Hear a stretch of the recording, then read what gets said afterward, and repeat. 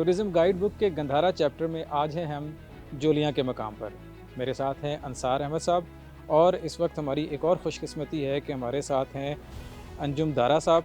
अंजुम दारा साहब जो हैं ये टेक्सला म्यूज़ियम में डायरेक्टर हैं और आर्कियोलॉजी और हिस्ट्री में बहुत वसी नॉलेज रखते हैं और माशाल्लाह फ़लसफ़ियाना और इल्मी बातें इनसे हमने बहुत सारी की हैं, बहुत सारी चीज़ें सीखी हैं।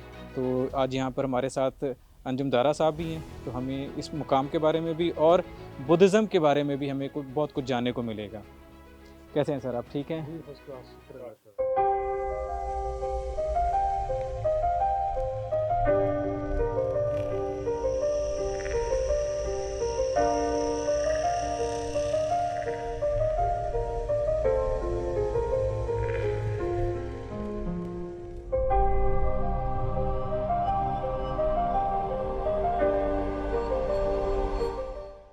सर, सबसे पहले तो आपका बहुत-बहुत शुक्रिया कि आपने टाइम दिया। अभी हम जूलियाँ के मकाम पर हैं, तो मुझे सबसे पहले जूलियाँ को समझना है कि यहाँ पर ये जो स्तूपा है, ये क्या है और कब दरियाफ़्त हुआ और इसकी इम्पोर्टेंस क्या है और या इसकी स्पेशलिटी क्या है? देखें, अगर गंदारा का आप रीजन देखते हैं तो उसमें ये जो 3 स्पॉट है ना, सवात, पेशावर और टेक्सला, ये एक मेन स्टेशंस थे।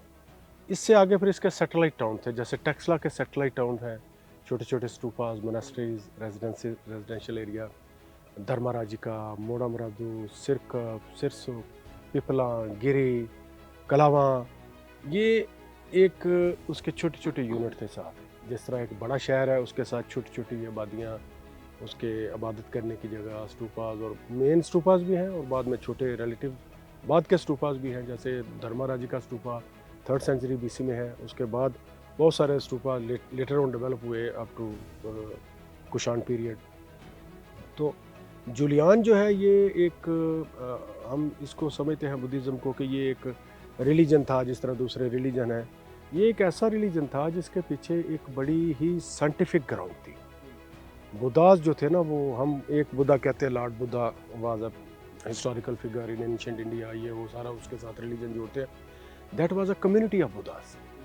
जिस तरह भक्तास बाबा गुरु नानक के 30 लोग थे, जिसमें हिंदू, मुसलमान, सिख और दूसरे इंडियन सब कॉन्टिनेंट के लोग थे, वाइज लोग थे, उनकी एक community. These were known as Bhagat, Bhakti movement जिससे लफ्ज़ निकला। तो ये बुद्धास का भी एक पूरा एक ग्रुप था। तो ये जो इनकी टीचिंग और इनकी प्रीचिंग जो थी ना, ये फिलोसॉफिकल थी, लॉजिकल थी। They think on rational grounds. Basically these were known as agnostics, जो अकली दलाइल के साथ बात करते हैं और सुपरस्टिशियस कल्चर को और सो कॉल्ड मिथ को, मिथोलॉजी को इग्नोर करते हैं। तो कास्ट रिस्ट्रिक्शन, क्लास रिस्ट्रिक्शन को इग्नोर करते हैं, बल्कि रिपेल करते हैं। तो Lord Buddha was one of these revolutionary persons like Mahavir और ये। तो उन्होंने बेसिकली कास्ट सिस्टम के अगेंस्ट एक रेवोल्यूशन डेवलप किया था कि जिसमें वर्नास जो है, जिस तरह 4 शूद्र और वैश्य और क्षत्रिय और ब्राह्मण है, ये कि वर्ना शूद्र जो है वो शूद्र ही रहेगा 200 साल तक या 400 साल तक, ब्राह्मण ब्राह्मण ही रहेगा। तो ये इसके अगेंस्ट एक था। और इसमें दूसरा ये है कि एक बुद्धिज़्म के अंदर जो मेन प्रिंसिपल है वो तो आपने देखा होगा कि 4 नोबल ट्रूथ और 8 नोबल पाथ। और जो सफरिंग्स हैं वो बेसिकली किसका कंट्रोल किया जाता है? Suffering is the cause of संसारा। दुख की सारी वजह जो है वो हमारी अटैचमेंट है, उससे डिटैचमेंट होते हैं तो फिर हम प्लेयर्स में चले जाते हैं, मेंटल पीस में चले जाते हैं। तो दूसरा 8 फोर्थ पार्ट बेसिकली रिलीजन ये है। लेकिन इसके बिहाइंड जो था ना, बुद्धिज़्म के अंदर there was no concept of any god, supernatural god, जो जिस तरह हम सेमेटिक रिलीजन में है कि गॉड का कंसेप्ट है, प्रॉफिट का कंसेप्ट है, एंजल्स का कंसेप्ट है, रिवील्ड बुक का कंसेप्ट है। इनके यहाँ ऐसा कोई नहीं था। They were think on different pattern. Buddha never claim any मतलब के डिसेंडेंट फ्रॉम गॉड। और कभी उसने अपने आप को कभी प्रॉफिट नहीं कहा, कभी उसने अपने आप को कभी स्पिरिचुअल बंदा नहीं कहा।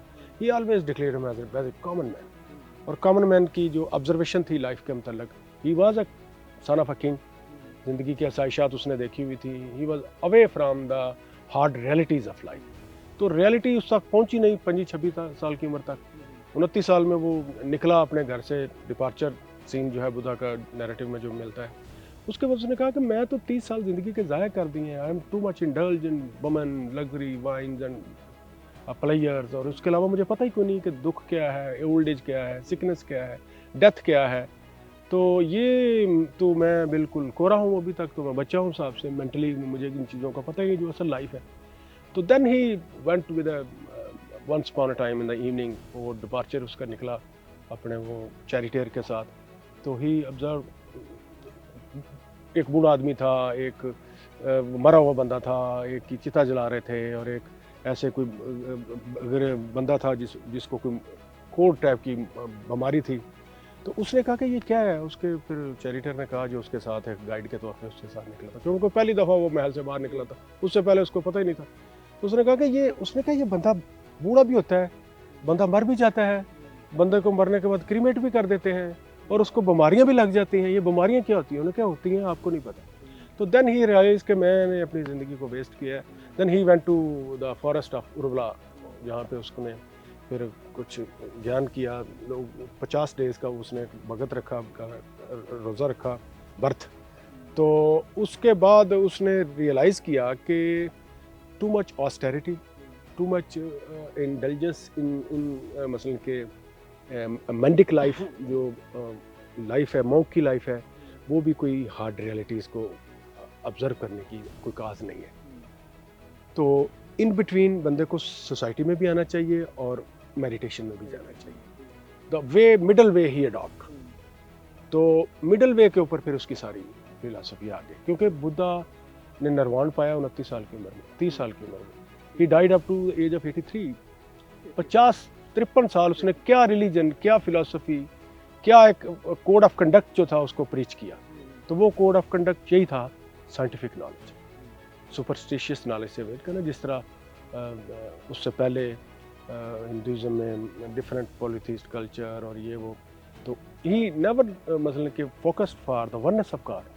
वो कहते थे कि he actually stressed and emphasise over the value of natural evolutions और नेचुरल फिनोमिनास को उसने, लविंग काइंडनेस को उसने कहा कि लविंग काइंडनेस होनी चाहिए। लविंग काइंडनेस सिर्फ इंसानों तक नहीं होती, जानवरों तक, परिंद चिरिंद सबके तक। तो ये लविंग काइंडनेस जो थी, इसको एक्सट्रीम पे ले गए जैनिज्म। जैनिज्म में था कि वो मेडिसिन भी नहीं खाते थे कि जर्म मरेंगे। तो वो दैट वाज नॉट अ मतलब कि प्रैक्टिकल रिलीजन। इसलिए ये जो नॉन प्रैक्टिकल अप्रोच थी, वो उसी जगह पे रिलीजन निकला, उसी जगह पे ख़त्म हो गया। हिंदुज़म एक जगह से निकला, उसी जगह पे ख़त्म हो गया, बल्कि उसने दूसरे रिलीजन को भी अपने अंदर ऑब्जॉर्व करने की कोशिश की। बुद्धिज़्म चूँकि एक फ़िलोसॉफिकल वे ऑफ लाइफ था, वो ट्रेडिशनल रिलीजन नहीं था जिस तरह संतना धर्मा और ये वो चीज़ें जो दूसरी थी। क्योंकि संतना धर्मा के अंदर भी साइंटिफिक नॉलेज की बहुत बड़ी प्रोजेक्शन है, और उसमें भी बड़ा के ज्ञानी और विद्या जो है लोग मिलते हैं आपको। लेकिन ये रिलीजन फिर हिंदुज़म में फैला, इंडिया में फैला बुद्धिज़्म, फिर साउथ एशिया में फैला through some efforts by the kings, like Bindusara was the contemporary king of Lord Buddha. Sakraditya was the king of Magadh. Bindusara भी मगध का किंग, सेंट्रल इंडिया का। तो Ashoka the old Indian kingdom, फिर इसके बाद कनिष्का, फिर हर्षवर्धना, फिर ये 4-5 लोग थे जिन्होंने बुद्धिज़्म को बाकायदा प्रमोट किया, स्टेट रिलीजन डिक्लेयर। फिर ये स्टूपास बने, मोनास्ट्रीज बनी, सारा कुछ बना, क्योंकि एक किंग ने जो कन्वर्ट हो गया, उसको कन्वर्शन के बाद उसने उस रिलीजन को पसंद किया, उसका अपना रिलीजन हो गया। तो उसने फिर भी पूरे कॉन्स्टिट्यूशन और रॉक एडिक्ट्स, पिलर एडिक्ट्स जो हमारे पास अभी है उधर मानसारा शहबाजगढ़ी में जो कॉन्स्टिट्यूशन लगे हुए हैं अशोका के, ये फिर स्टेट रिलीजन बन गया। फिर उसके बाद जो है ना, इसकी प्रोजेक्शन ज़्यादा हुई। ये जोलियाँ जहाँ पर हम जोलियाँ यहाँ, इसकी अब हम बात करते हैं कि इसमें क्या क्या है। बेसिकली ये एक मोनास्ट्री है, स्टूपा है, और यूनिवर्सिटी भी कहते हैं कि ये तारीखी। हम जिस तरह हम एक मदरसे को, मदरसा है, रिलीजियस प्लेस है, उसमें एक एजुकेटिव पर्पस भी है उसका। तो these were the academia centre basically in ancient India. तो इसमें एकेडेमिया में सिर्फ बुद्धिज़्म की प्रचार नहीं किया जाता था एज अ रिलीजन, इसमें दुनिया का हर सब्जेक्ट पढ़ाया जाता था। इसमें physiology, biology, astronomy, astrology, medicine, art, music, हर तरह का जो फिलॉसफी, लॉजिक, हर तरह का सब्जेक्ट जो है ना, ये इस यूनिवर्सिटी से पढ़ाया जाता था। क्योंकि that was Taxila was not administrative headquarter. Administrative headquarter जो गंधारा का है वो पेशावर है, बल्कि पुष्कलावती जो चारसदा है वो है। ये उसकी एक सीट ऑफ लर्निंग थी, टैक्सला। तो सीट ऑफ लर्निंग में सिर्फ आप एक सब्जेक्ट को लेके तो सीट ऑफ लर्निंग नहीं ना बना सकते।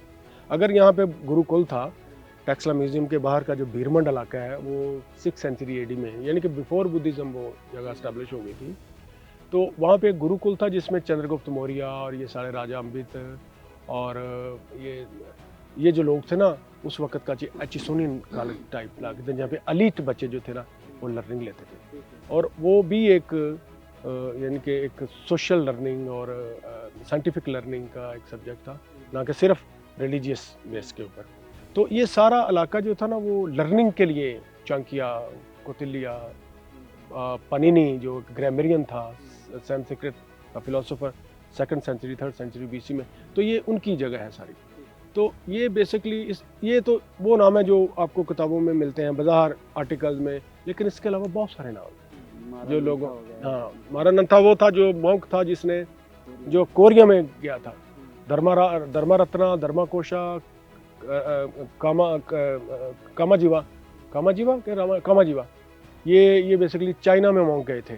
जिस तरह चाइनीज़ मॉन्क्स इधर आए थे 415 में, फिर 600 फायान 645 में, वो 20-20 साल आके इधर रहे हैं।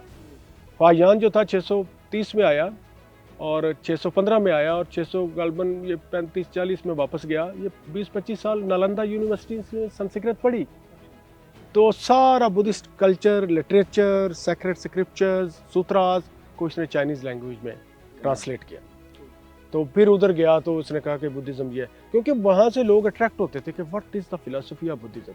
फिर ये उसकी तजस्सुस के लिए, उसकी क्यूरियोसिटी के लिए, जो प्यासा कुएं के पास आता है, तो ये वो प्यासे थे जो कुएं में आते थे, तो यहाँ से लर्निंग लेके फिर जाते थे। फिर यहाँ की लर्निंग एशिया में फैली। पहले तो ये लर्निंग साउथ एशिया में फैली, फिर साउथ ईस्ट एशिया में फैली, जो फिलीपींस, थाईलैंड, लाओस और कंबोजिया, ये स्टेट है। फिर सेंट्रल एशिया में फैली, then it goes to far eastern country, China, Korea, Japan. European countries में बुद्धिस्ट फिलॉसफी को क्यों अप्रिशिएट किया जा रहा है? क्योंकि इट डिस्कस द मतलब के rational decisions, rational philosophy, logical and philosophically it interpret the nature of things.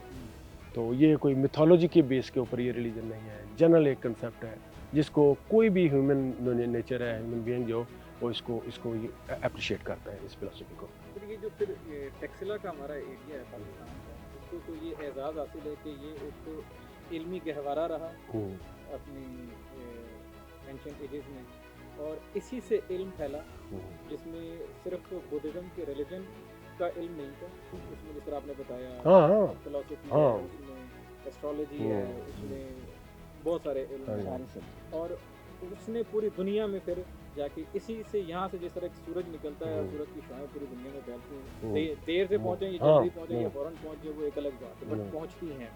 तो ये पाकिस्तान को अल्लाह ने ये एजाज़ दिया, टैक्सला को ये एजाज़ मिला कि टैक्सला एक नॉलेज हब था जिससे पूरी दुनिया को नॉलेज मिला इसे।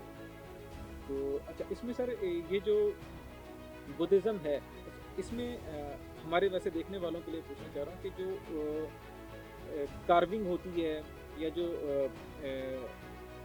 बुत बनाए जाते हैं, उससे पूरी एक नॉलेज ट्रांसफ़र की जाती है, उसके बारे में बताइएगा ज़रा कि वो क्या है, किस तरह से। उस वक्त ऑब्वियसली अल्फ़ाबेट्स नहीं होते थे, तो ये तस्वीर कशी करके ही लोगों को ये तालीम पहुंचाई जाती थी, तो ये उसी का पार्ट है सारा चीज़। देखें, गंधारा में जो बुद्धिज़्म में अर्ली फॉर्म जो थी वो हिनायाना थी, जिसमें ये हाथ का इंप्रेशन, फुट का इंप्रेशन, वरना और उशनिश का जो नॉट होती है, हेयर नॉट होती है, उसकी प्लस डव और लोटस की प्रस्तुत होती। When it comes toward Mahayana Buddhism, तो इसमें ग्रीक्स का, बक्टेरियंस का, सिथियन पार्थियन का एक ब्लेंड लगा, ख़ासतौर पे ग्रीक्स का। तो वो इसने फिर इसको गंधारा बनाया, आर्ट बनाया, गंधारा आर्ट डेवलप हुआ, जिसमें बुद्धा का स्कल्पचर जो है वो पहली दफ़ा बना। ह्यूमन फॉर्म में जो बुद्ध है वो पहली दफ़ा बना। एंथ्रोपोमॉर्फिक फॉर्म इसको कहते हैं कि God is in the form of anthropo, human form में जब गॉड आया, तो वो, हालांकि बुद्धा इस चीज़ के ख़िलाफ़ था कि वो तो अपने आप को गॉड कहता ही नहीं था, लेकिन लोकल जो लोग होते हैं ना, मैसेज के लोग, वो फिर उसी बंदे को उसी लेवल पे ले जा सकते हैं जिसके अगेंस्ट उसने सारा फलसफा स्टार्ट किया हुआ था। अभी आप वियतनाम में और ये फिलिपीन में या लाओस में जाए तो वो बुद्धा को एज ए गॉड कंसिडर करते हैं। तो ये बेसिकली उसकी प्रीचिंग नहीं थी। वो तो खुद अपने आप को कहता था कि गॉड जो है वो अपने अंदर आप बेदार करो, रियलाइजेशन, सेल्फ अवेयरनेस जो है ना, असल में ये मेन मकसद था बुद्धिज़्म का कि realize your god in your self. Art जो है ना, ये बेसिकली फिर जब बुद्धा का स्टैचू बन गया, फिर उसके डिफरेंट मुद्राज बन गए, आसानास जिसको बोलते हैं। वो आसानास जो थे ना, that was the poetry in body gestures. अगर ये स्टाइल है तो इसका एक मीनिंग है, अगर ये स्टाइल है तो इसका एक मीनिंग है, अगर ये स्टाइल है तो इसका एक मीनिंग है, अगर ये स्टाइल है तो इसका एक मीनिंग है। All these are mudra still continuously मतलब कि preserved in our body language. अभी भी हम कहते हैं कि यार बी काम, बी पीस, और बच्चों लड़ो ना यार, आराम से बैठो, दिस इज अबाया मुद्रा, बी पीसफुल, बी काम। ये ध्यान मुद्रा है, ध्यान करने का है? अभी आप टीचिंग, अभी आप अगर कोई भी किसी किस्म की भी प्रेयर हो, उसमें जो बैठने का स्टाइल है वो ध्यान मुद्रा, उसको आप कह सकते हैं। तो ये जानना मुद्रा है। कोई भी किसी चीज़ को जाना तो बंदा कर सकता है, ऐसे बैठ कर वो जानने की आपकी जो कंसंट्रेशन है ना, जो आपकी माइंड की, पता नहीं है कोई एनाटॉमिकल कोई केमिस्ट्री ऐसी बनती है कि जब बंदा ऐसे करके बैठता है ठोडी के नीचे हाथ रख के, तो उसकी सोचने की सलाहियत बढ़ जाती है। आपने देखा है कि वुमेन में ये एक लफ्ज़ यूज़ होता है अंगुश्ते बदन दाना, कि ऐसे हैरानगी का इज़हार करना, ये फीमेल का गेस्चर है, ये मेल का नहीं है। मेल कभी आपको ये हैरानगी का इज़हार मुंह में उंगली दबा के नहीं करेगा, this is a female gesture.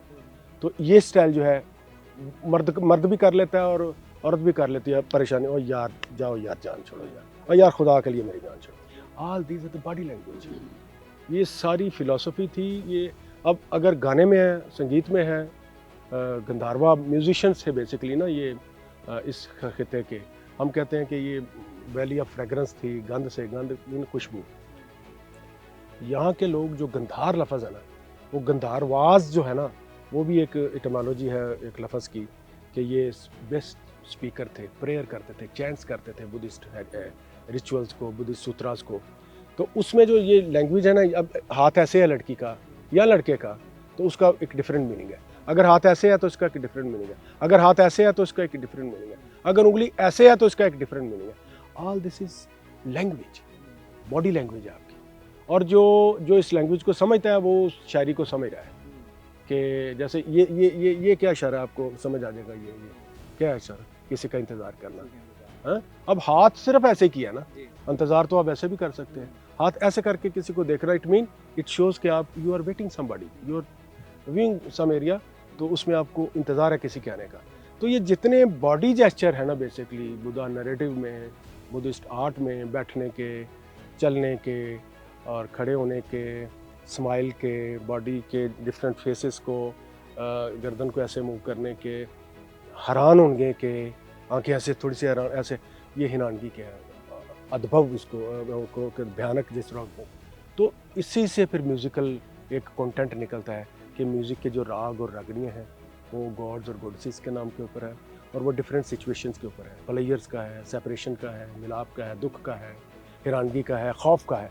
तो ये डिफरेंट राग जो है ना, वो उसी कैफियत के ऊपर फिर बने, बंदे की कैफियत है ये। इसमें फोकस कौन है? बंदा, उसके इमोशनल अटैचमेंट क्या है, उसकी सेंटिमेंटल एक्सप्रेशन क्या है, कि वो दुख में क्या कौन सा आवाज़ निकालेगा, खुशी में जो राग बिहाग है वो मिलाप का राग है, जिससे हम लफ्ज़ शादी ब्याह लफ्ज़ बोलते हैं, मिलाप है ना ब्याह। तो जिस तरह ब्याह जो लफ्ज़ है ना, ब्याह वो मिलाप का राग है बेसिकली, मियाप की सिचुएशन में आप जाते हैं। तो इस तरह जो दुख के राग हैं वो उनका जो मीनिंग है वो उसी सिचुएशन के मुताबिक है। तो बेसिकली तो ये सारे, जैसे शंकर है, दुर्गा है, और बहुत से राग जो हैं, गॉडेस सरस्वती, ये बहुत से राग जो है ना इन्हीं गॉड्स और गॉडेसेस के ऊपर है। तो ये बेसिकली सारी फिलॉसफी एक रिलीजियस कल्ट के गिर्द घूमती है, और वो रिलीजन जो है ना, वो सिर्फ रिलीजन को फोकस नहीं कर रहा, वो आपके तमाम कोड ऑफ कंडक्ट को, लाइफ के पूरे हिस्से को, उसमें साइंस भी आ जाती है, उसमें लर्निंग भी आ जाती है, उसमें टीचिंग भी आ जाती है। यूनिवर्सिटियों के टॉप मोस्ट जो एकेडमिया का नॉलेज होता था वो भी उस रिलीजियस बेस पे होता था, लेकिन उसकी एक साइंटिफिक ग्राउंड पे होती है।